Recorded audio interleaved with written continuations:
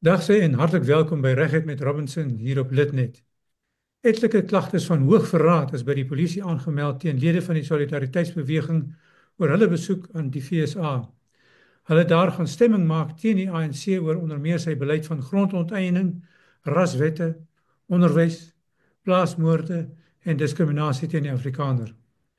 Dit volg op die uitvoerende bevel van president Trump waarin hy sê dat Afrikaners as 'n groep sleg behandel word en as boere van hulle grond vervreem word, kan hulle vlugtelingstatus in Amerika kry. Ons gaste is Barend Legrandsie, sameroeper van die organisasie Dialoog vir Aksie en Callie Kriel, uitvoerende hoof van AfriForum. Welkom. Callie, het jy al vir jou plaas uitgesoek daar in die VSA? Goeiedag, Freek. Hallo, Barend. Nee, ek is hier om te bly. Die mense wat graag van ons ontslae wil raak, ek het slegte nuus. Ek gaan nêrens nie. Maar wat is die rede hoekom hierdie samesprekings in die eerste plek plaasgevind het en julle besoek daar? Wat was die, so Engels sê, die trigger?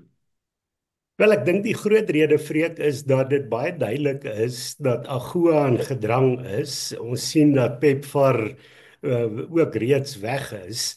En daar's belangrike redes daarvoor. En onder meer, as mens gaan kyk na AGOA, sê dit daar moet natuurlik menseregte moet gerespekteer word, eiendomsreg moet gerespekteer word, en in die derde plek moet 'n land nie teen die belange van die FSA optree nie. Nou ons weet, as AGOA weg is, gaan dit nadelig wees vir almal in die land, ook vir boere en vir eintlik elkeen van ons sal daardeur geraak word.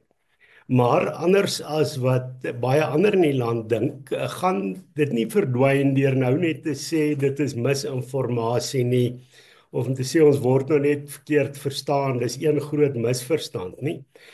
Dit gaan opgelos word deur in die FSA te gaan praat om te sê ons besef wat die werklike probleme is.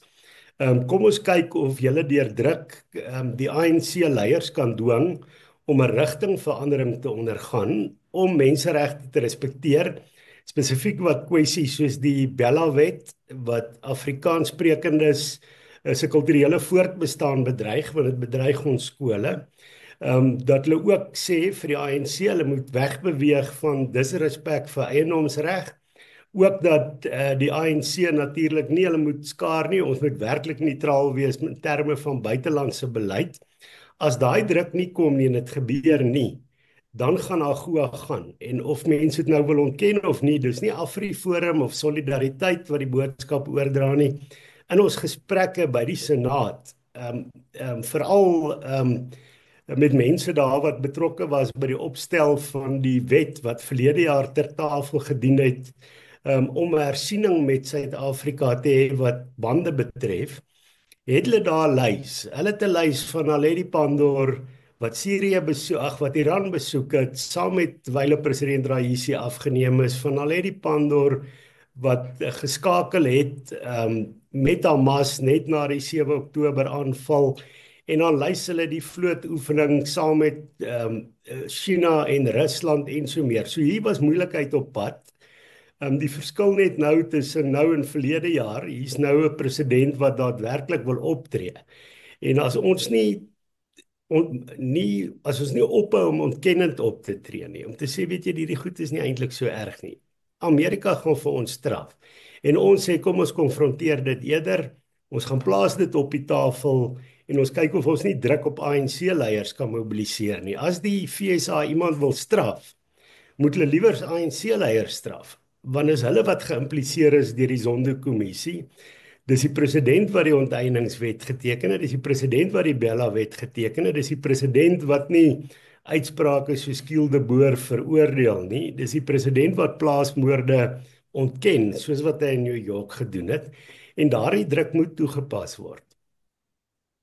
Nou, wie het julle ontmoet, kan julle al sê, wie almal, of dit mense is met werklike invloed wat 'n verskil kan maak? Wel, die feit van die saak is, ons sal graag natuurlik dit wil deel, maar die punt is, ons het nou die afgelope maand gesien hier in Suid-Afrika, dat daar eintlik 'n georkestreerde poging is, om dit wat ons doen in die wiele te probeer ry. Jy weet mense kan verstaan dat dit van die ANC en hulle bondgenote se kant afkom. Maar jy het eintlik gesien dat 'n klomp mense nou ewe skielik op hierdie waantjie spring om te sê dit is AfriForum se skuld. So asof ons by Iran ons met Iran geskaar het, asof ons die onteieningswet onderteken het. So jy sien daardie poging van mense wat net dood eenvoudig op hierdie waantjie spring. Die ANC kom natuurlik lekker weg daarmee, nê, want niemand sê nou vir hulle wat het hulle verkeerd gedoen nie. Maar nietemin, daardie selfde mense wat so 'n poging wens, sal natuurlik ons ook wil kniehalter in die FSA. Daarom gaan ons nie, mense sal sien wanneer die optrede kom met wie ons gepraat het, maar dit is mense met 'n impak. Gaan daar optrede kom? Wel, dit is baie duidelik, die scenario's op hierdie stadium is, ons het selfs met persone wat werksaam is binne die Withuis gepraat. Sê ons asseblief moenie AGOA van ontslaa raak nie. Sê hulle maar al wil ons nie, wat AGOA betref, respek vir eiendomsreg word vereis om deel te wees van AGOA. Die onteieningswet toon nie respek vir eiendomsreg nie. Hulle sê respek vir menseregte moet daar wees. Die Bella wet toon nie respek vir menseregte nie. En hulle sê daar moet nie anti-Amerikaanse optrede wees nie. Nou, as mens gaan kyk, daar's 'n hele lys goed wat anti-Amerikaans is. Nou wat ons hulle net probeer oortuig om te sê, ek dink nie ons gaan hulle kan oortuig om enige strafmaatreëls af te weer nie, tensy die Suid-Afrikaanse regering besluit hulle gaan 'n rigtingverandering maak. As mens nou nog steeds na die ontkenning luister, ook in die parlement, weet ek nie of dit kan gebeur nie. So, die probleem is net, ons gaan hulle nie kan keer om iemand te straf nie, maar ons kan eerder sê, moenie die gewone mense in Suid-Afrika straf nie, fokus op die ANC-leiers, en hulle het meganisme, die Magnitsky-wetgewing, kan hulle teen korrupsie, menseregte skendings en bande met terreurorganisasies kan hulle optree. En die Zondo-kommissie is mens baie duidelik. Daar's 94 ANC-leiers wat gelys word, wat geïmpliseer word in korrupsie. Die nasionale vervolgingsgesag tree nie op teen daai mense nie. Die valke skynbaar vorder nie teen daai mense nie. Die valke is besig om eerder hoogverraad ondersoeke na ons te doen. En dis die soort probleme wat ons het. So daar sal aksie kom. Die vraag is net, ons kan maar net hoop, dit straf nie die gewone mense in die land nie. Is daar enige kans dat hierdie klagtes oor hoogverraad ergens gaan kom? Nee, ons het nie slapelose nagte daaroor nie. Die feit is, ons tree uit loyaliteit op teenoor die land. As jy wil verhoed dat 'n land die Zimbabwe-roete volg en jy neem daadwerklike optrede daarteen, dan is jy loyaal teenoor die mense van die land. As jy wil sê, weet jy, is nie regtig 'n probleem nie, kom ons gaan maar net aan en ons verloor beleggings. Jy weet, al die lande is nie so luidrigtig soos die FSA nie. Die mense in die Europese Unie kan dalk drukkies gee vir ons mense wat daar besoek by hulle af lê. Maar kapitaal vlug vir disrespek vir eiendomsreg. En die disloyaliteit is eintlik om te sê, kom ons sê maar net hierdie is een groot misverstand. So ons het loyaal opgetree. As mens nou daarvoor aangekla moet word, dan is dit so. Maar ons is nie spyt oor wat ons gedoen het nie en ons sal voortgaan daarmee. Hoe was die samesprekings gewees? Was dit vriendelik? Het hulle geluister? Het julle die indruk gekry dat hulle optree, dat hulle die ding verder gaan voer? Ja, ek dink ons het oorgekry daar, maar ek dink anders as wat die persepsie by 'n paar mense is nie asof hulle niks weet. En ons kom vertel vir hulle nou van, jy weet wat, hier is iemand wat sing Kiel de Boer en die president spreek hom nie daarteen uit nie. Die Appelhof self sê jy mag Kiel de Boer sing in die land. Daai soort van goed weet hulle. Ons is byvoorbeeld vertel dat daai videosnit van Julius Malema wat 'n volgepakte stadion was, hulle sê dit het gesirkuleer daar in hulle kringe. Hulle lees die onteieningswet. Dis nie asof ons nou vir hulle sê hier's 'n onteieningswet nie. Hulle weet van klousule 12.3 wat onteiening sonder vergoeding moontlik maak. Hulle weet dat 12.3 sê dit is die kriteria wat daar genoem word, staan daar insluitend maar nie beperk tot dit nie. Hulle weet dit is baie wyd. En dan weet hulle ook artikel 19.8 van die onteieningswet sê jy kan eers nadat onteiening plaasgevind het en jy nie tevrede is met die prys nie, kan jy dan hof toe gaan. Nou ons weet as jy in Pretoria hof toe wil gaan vir 'n saak wat betwis word, dan gaan jy eens oor 3 jaar 'n hofdatum kry. 'n Saak gaan jou 5 jaar vat. So nou verloor iemand hulle grond. Hulle het nie meer hulle inkomste nie, want hulle kan nie meer oeste afhaal nie en hulle moet op eie koste nou vir 5 jaar in die howe probeer veg om iets te kry. Dit is nie wanvoorstellings nie. Die FSA sien dit self. Die FSA sê vir ons Nomvula Mokonyane, wat 'n senior persoon in die ANC is en natuurlik in die Zondo-kommissie geïmpliseer word, het gesê toe daar pogings begin het om Sandtonstraat na Leila Khalid straat toe te verander, wat natuurlik ons weet sy was betrokke by terreuraanvalle teen Amerikaanse burgers, het sy gesê dit is baie goed want die Amerikaanse konsulaat wat nou in daai straat is, sal nou gedwing word om op hulle briefhoof Leila Khalid se naam te sit. Nou daai soort van goed weet hulle, ons sê dit nie vir hulle nie. En om nou dit alles af te maak as misinformasie of mense wat nie loyaal is hier nie, is 'n wanvoorstelling. Ons moet die probleme erken en dis hoe ons dit gaan oplos. Ons moet weet die FSA gaan nie nou die rooi tapijt uitrol vir enige afvaardiging van die regering nie. Veral nie as die regering nou in hierdie ontkenning is nie en sê nee, dis net AfriForum se skuld. Die Amerikaners is eintlik onnosel. Weet jy, hulle val maar net vir die propaganda van AfriForum. Dis 'n belediging vir hulle en gaan definitief nie die probleem oplos nie. Barend, het jy die indruk gekry in jou reise dwars deur die land dat die optrede van Solidariteitsbeweging en van AfriForum dat dit verdeeldheid skep en dat dit 'n atmosfeer skep waar ons eintlik teenoor as mede-Suid-Afrikaners negatief is? Goeiedag Freek en goeiedag Callie, lekker om saam met julle te praat. Nee, kom ek kan miskien net kan begin. Jy die program begin hier sê het AfriForum Solidariteit hoogverraad gepleeg. Is daar so 'n saak? Glad nie. Ek dink dit is 'n politieke spel om die een wat die regering speel om hulle eie onbevoegdheid te verbloem ten opsigte van hulle verhoudings met die Amerikaanse regering. Die groot saak ook ten opsigte van die reaksie van die Amerikaanse president is verseker nie wat AfriForum Solidariteit of ander partye nou skielik oorgedra het nie. Dit gaan in 'n groot mate, dit wil algemeen aanvaar, is dat die houding teenoor Suid-Afrika is negatief as gevolg van Suid-Afrika se vriende wat nie ooreenstem met die van Amerika is nie. Is Iran, dis nou die afgelope week met Cuba se afvaardiging wat ontvang is en natuurlik die hofsaak wat gemaak was teen Israel as gevolg van die Gaza-konflik. Hierdie tipe dinge is uiteindelik sodanig gewees dat ons is nie vriende van Amerika nie. So daar sal enigiets gedoen word, gesê word van Amerika se kant af om Suid-Afrika op 'n manier by te kom. So dis is die regering wat aanspreeklik moet gehou word. Nou, politiek is mos 'n snaakse ding. Ek bedoel, daar was kwaliek geneem dat ons ook met Rusland byvoorbeeld verhoudings het. Skielik, die afgelope 2 weke, week en 'n half, is Rusland nou baie meer van 'n vriend van Amerika as wat dit voor die tyd gewees het. So, ons is skielik in dieselfde bootjie as dit Amerika is wat Rusland aanbetref, in 'n mate.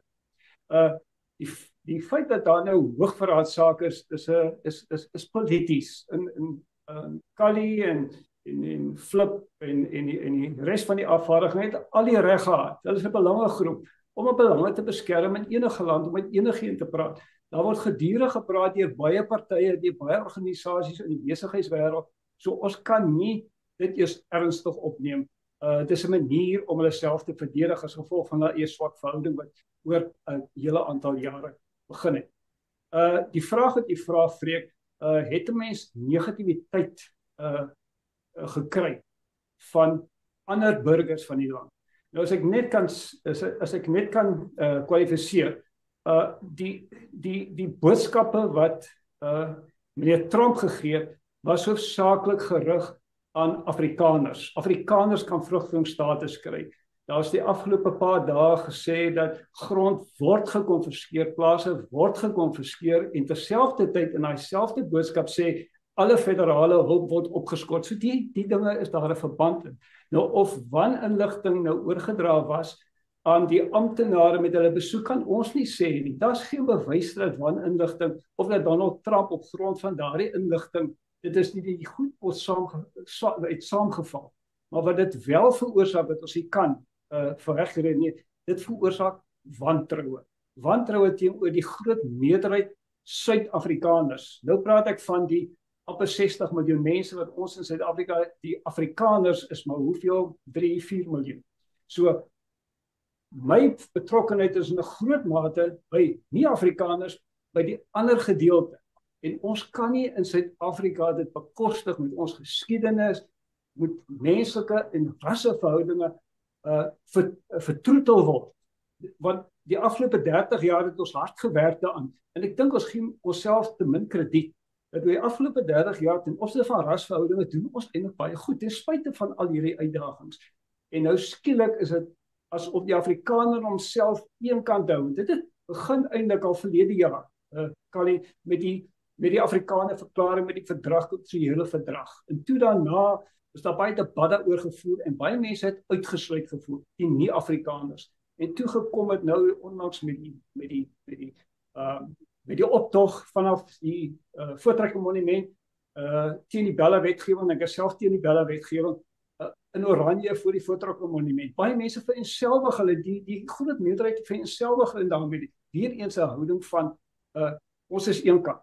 En nou hierdie afvaardiging gaan dit dat ons is sogenaamd die enigste slagoffers en ons bring hierdie dinge soos die Bella wetgewing, onteiening van eiendom en die kielde boer, bring ons asof dit direk net op ons gerig is. Terwyl die ander kant is ook net so waar.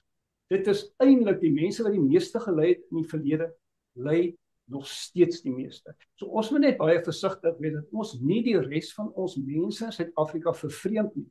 Want ons moet daardie rasseverhoudinge met ons werklikbaar aan werk. En dat ons het daardie veg in oorlog teen die Afrikaner, wat nie so is nie. Dit is nie so nie, want dit gaan goed met die Afrikaner. Ons sê nie daar's die uitdaging nie, ons sê nie Bella is reg nie. Ons sê nie dat die onteieningswetgewing is die regte ding om te doen nie. Nee, maar ons is 'n regstaat, ons kan in die hof beveg, ons kan dit opneem soos wat ons dit nou bespreek en wat wyd bespreek word. So dit is die groot ding. Ons veroorsaak verdeeldheid as ons dit nie met die nodige sensitiwiteit gaan bespreek en ons wil net veg. Dit is nie die oplossing nie. Dirk Herman het die volgende gesê, ek quoteer vir jou, Kali. Dit sê solidariteit glo sy wins aan internasionale blootstelling is groter as die tydelike verlies van verhoudinge met 'n klompie ANC-leiers. Maar tog is daar ook binnelandse tweespalt. So, jou kommentaar nou. Nee, ek sal graag wil reageer. Kyk, die ANC-leiers het regtig oneerlik opgetree. Die president het 'n mandaat gegee vir onderhandelings by Bella, by Netlek. En na die tyd het hy gesê daardie onderhandelings by Solidariteit het hy geen mandaat voorgegee nie. So ek dink daardie vertrouensverhouding is verbreek, maar wat die horisontale verhoudings betref, moet ek sê, jy weet, mens kan nie, soos wat jy nie kan sê, Afrikaners is een homogene groep nie.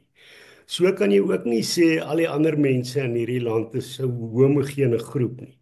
Wat ons sien, jy het 'n politiese elite, mense wat by die ANC betrokke is, baie aktivisties van aard is, die debatte wat hulle voer op SAFM, Power FM en 702, baie aggressief en so meer, maar omdat daar 'n luidrigtige stem is, en ook uit die media establishment het daai mense 'n sterker stem, dan het mens baie keer die gewoonte om te dink die hele land is nou verdeel. As jy op Twitter kyk, dink jy daar is nou 'n burgeroorlog. Maar as mens grondvlak toe gaan en Barend werk met daardie mense, hy beleef die goeie verhoudinge wat in die projekte wat hy aanpak. Maar ek moet eerlik sê, mense wat sê ons wil ons eenkant hou, van Afrikaner organisasies kan ek dit onomwonde sê en ek sou met enigiemand kan ons met feite kyk. Dis AfriForum, die organisasie wat die meeste samewerking het met swart mense en die meeste wesenlike projekte het met swart mense. Ons gaan nie ooreenkoms met hulle aan as swart mense nie, ons gaan met hulle aan as kultuurgemeenskappe, ons het ooreenkoms met die Barlong Buseleka, ons het ooreenkoms met die Amabele gemeenskap, ons werk saam met die mense van Nkungumati en 'n klomp ander plekke en daardie projekte kan ons vir mense gaan wys. Nou ek moet eerlik wees, nie een van daardie groepe, en ons praat met hulle, ons wonder moes ook wat is die impak hiervan, het gesê nee, hulle wil nie met ons saamwerk nie, ons is nou booswigte nie. Die feit is, wat mag gebeur, en dis ook maar onder baie Afrikaners, dis die sogenaamde kanseleerkultuur. Nee, as jy nie hou van 'n bepaalde standpunt nie, of jy wil ander standpunte keer, dan kom jy met 'n sak bakstene neer, en mense is dan bang. So jy gaan 'n klomp mense hê wat nie luidrigtig is nie, wat swyg, wat geen probleem het nie. Ek het vandag 'n artikel van Isaac Mashaba gelees in die Citizen, wat eintlik sê dat as mens praat van disloyaliteit, is die disloyaliteit die korrupsie wat in die land aangaan, die wanbestuur wat in die land aangaan. So ek is nie oortuig daarvan dat daar in die land nou hierdie groot verdeeldheid is nie. Dis 'n verdeeldheid met die politieke elite. Wat ons wel gaan doen, is ons gaan absoluut ons pogings versnel om ons wederwysige erkenning en respek verhoudinge uit te brei. Gerrie Nel, 95% van die mense wat hy help, kom uit die swart gemeenskap uit. En daardie mense, jy weet, mense sê mense hou nie van AfriForum nie. Wel, daardie mense besef, AfriForum is een van die min organisasies wat hulle kan help en is bereid met ons saam te werk. Nog nie een persoon het op grondvlak ooit gesê hulle wil nie met AfriForum saamwerk nie. So dis 'n mite dat hier nou hierdie verskriklike verdeeldheid is, en jy kan aan die een kant vir Afrikaner aangeleenthede veg, en nou jy kan terselfdertyd aan die ander kant wederwysige erkenning en respek bevorder. En om die Voortrekker Monument te hê en om 'n Bela-wet te beveg daar en om Oranje as 'n kleur te aanvaar.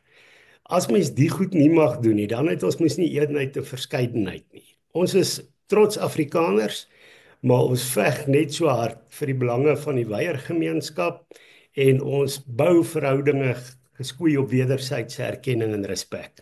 Maar dit lyk asof julle die rug gedraai het op die ANC. Ja, wel ek dink die ANC het hulle rug op ons gekeer. Ek bedoel, ons het met bona fides, toe die sprake van die onteieningswet kom in die parlement aanvaar dit, het AfriForum reeds in April 2024 geskrywe aan die president gerig. En tot vandag toe het ons geen antwoord van hom gekry nie. Toe wat die Bella-wetgewing betref, het die president nou met fanfare daardie 3 maande gesprek aangekondig.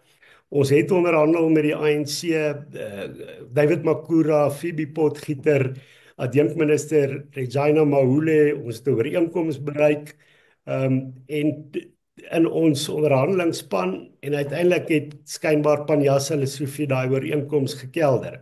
By Netlek het Solidariteit 'n ooreenkoms bereik. Die president het mense 'n mandaat gegee om te gaan onderhandel namens die presidentskap.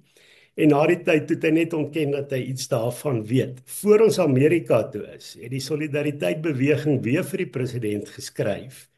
En ook op daardie skrywe het ons geen antwoord gekry nie. So, hier is mense wat nie in goeie trou optree nie. En ons sê, ons moet ook nie verwar dat as jy bande breek met ANC-leiers, dat jy nou bande verbreek met al die volke in hierdie land en die land as sulks nie.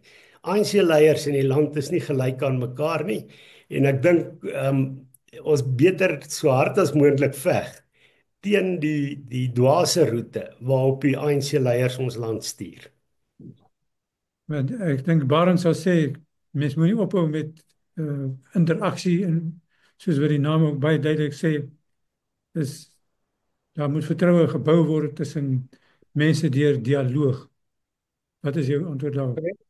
Ja, Freek, kom ek sê dit so, dit is Jy weet, ongelukkig was dit die afgelope paar maande was dit gewees dat daar gemaak was asof die Afrikaner die groot slagoffer is in Suid-Afrika.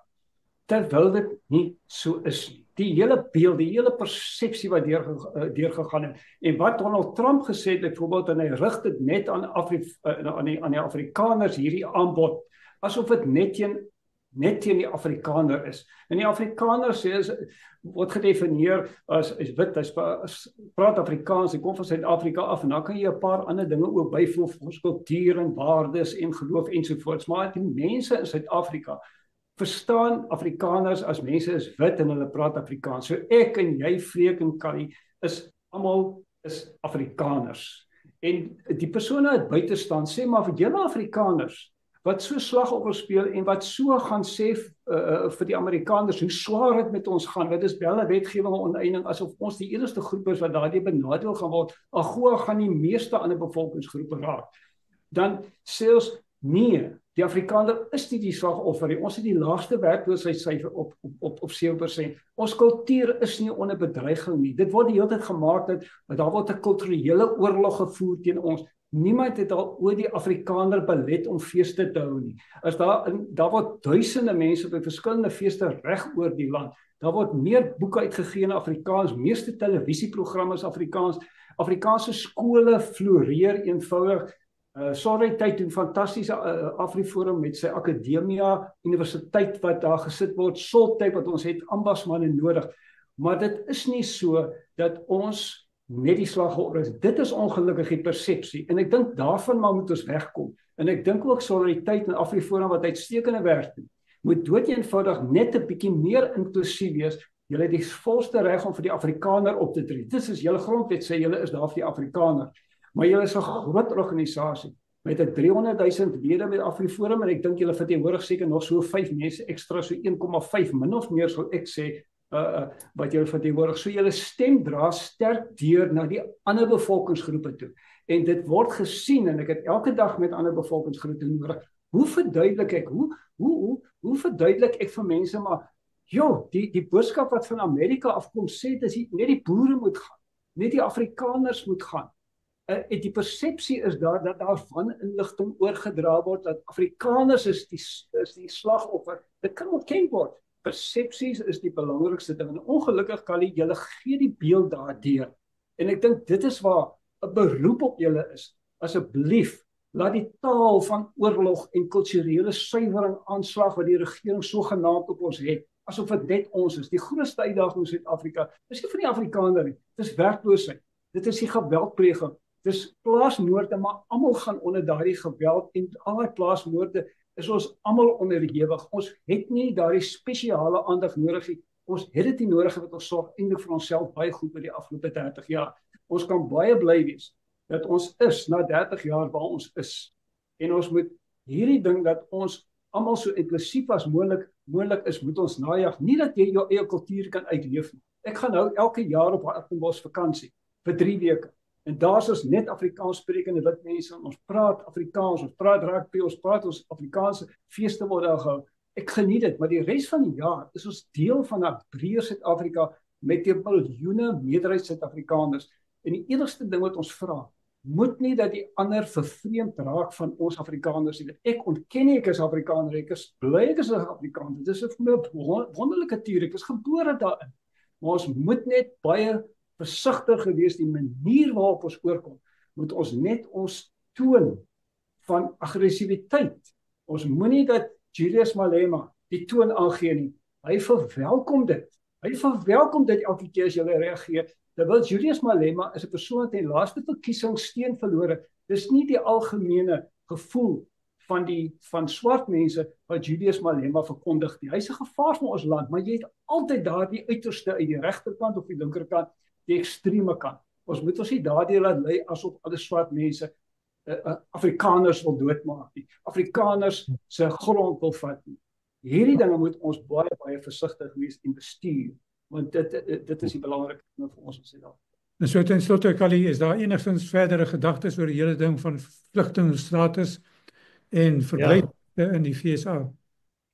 Ek sal net vinnig iets oor wil sê wat Barend nou gesê het. Natuurlik sy heeltemal reg en dit is hoekom ons boodskap altyd baie duidelik is dat ons verbind is tot die land, dat ons glo in wederwysige erkenning en respek en ons wys dit ook met ons dade in terme van breingemeenskappe het ons saam met ons vennote in die Kaapse Forum het ons nou al projekte by 10 behoeftige Afrikaanse skole daar en ons gaan dit nog uitbrei. Die feit is, daar is pogings in die media om ons nou as rassiste en billebakke en so meer uit te beeld. Ons kan nie verander wat hulle doen nie, ons kan deur ons dade wys. Maar een ding wat ons wel baie ernstig moet oorwees en die ergste ding wat enige regering kan doen aan 'n gemeenskap is om hulle kulturele voortbestaan te bedreig. En hierdie is nie nou slagofferskap nie. As jy Afrikaanse skole ruk uit ons gemeenskappe uit, dis die ergste ding wat jy kan doen. En daarom is daardie is eintlik vir ons die laaste strooi en ons kan nie gaan lê en sê ons gaan nie hierteen veg nie. En dit is ook 'n rede, omdat hierdie ontsteltenis dat ons kultuur bedreig word deur Bela, is ook dieselfde rede hoekom ek nie Amerika toe sal gaan nie. Want ons veg juis dat ons skole nie vir Engels nie. As jy in Amerika gaan kom, gaan jou kinders in Engelse skole moet wees en jou kulturele voortbestaan gaan stop. Nou ons respekteer elke persoon. Daar's 'n hele klomp mense wat graag Amerika toe wil gaan. Ons blok dit nie om die waarheid te sê. SAI sal vir daardie mense wat 'n vernoot is van ons vir daardie mense inligting deurgee. Maar ons bly verbind tot die suidpunt van Afrika. So ons gaan nie Amerika toe nie. Ons het die boodskap ook so oorgedra. Dit is so, hulle gaan volstoom voort met hulle program.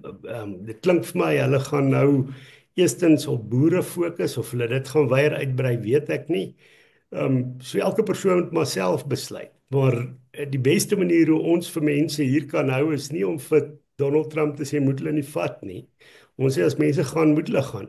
Maar as ons hulle werklik wil hou, moet ons die voorwaardes hier skep, waar ons in blywend vry, veilig en voorspoedig kan bly. En dit moet ons doen deur bande te bou op grondvlak met wederwysige erkenning en respek, en dit doen ons, maar ook om te sorg dat ons Afrikaanse skole, Afrikaanse universiteite en Afrikaanse gemeenskapslewe kan in stand hou. En ongelukkig gaan dit nie van self gebeur nie, ons moet hard werk en ons sê daarom ons sal self, ons bou die toekoms wat ons vir ons kinders wil hê. Callie en Barend, baie dankie. Dankie vir julle deelname. Voorspoed met die werk. Dankie Freek, dankie Barend, was lekker om te gesels. Dankie julle.